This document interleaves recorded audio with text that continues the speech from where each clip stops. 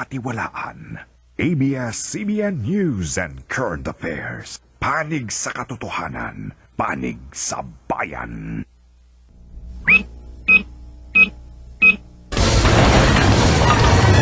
Sa ulo ng mga nagbabagang balita. Hinihingi ko po kay Pangulong Arroyo na sibakin niya si General Hermogenes Esperon. Peace Advisor Hermogenes Esperon pinasisibak ng mga senador kasunod ng umano'y pananakot na hindi ipagtatanggol ang North Cotabato sa MILF. Esperon at North Cotabato Vice Governor Manny Piñol nagkasagutan. Eastern Petroleum umaming wala ng lugi sa diesel pero ibang kumpanya ng langis, 5 piso pa raw ang babawiin.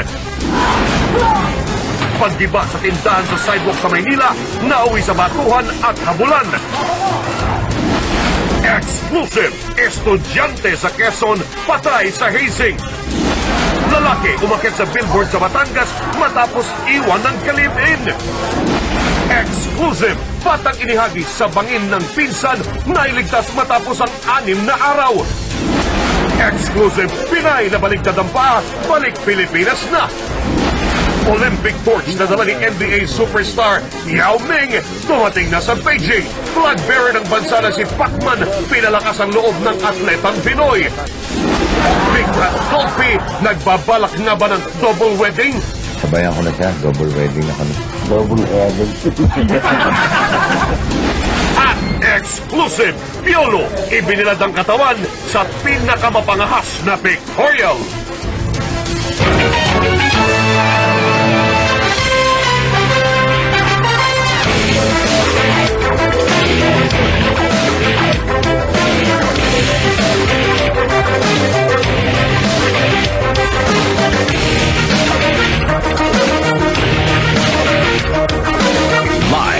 Mula sa ABS-CBN News Center, Manila, ito ang TV Patrol World!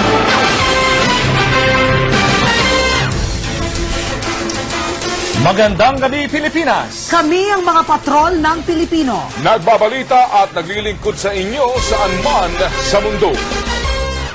Sibakin si Esperon. Ito ang panawagan ngayon matapos ang kapalpakan sa panukalang kasunduan sa MILF at umano'y pamimwersa ng kalihim para ito'y maisulong. Bawal na rin pong tumuntong ang Presidential Advisor on the Peace Process at ilang pang miyembro ng Government Peace Panel sa lungsod ng Iligan. Nagpapatrol, Linda Humilla.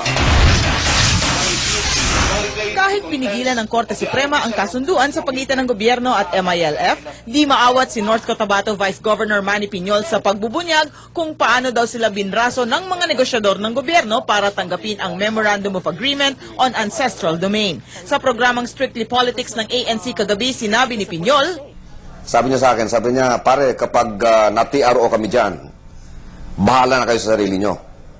We are not going to sacrifice the lives of our soldiers to defend you. sapat na ito para maalarma si Senador Marrojas at hingin ang ulo ni Esperon.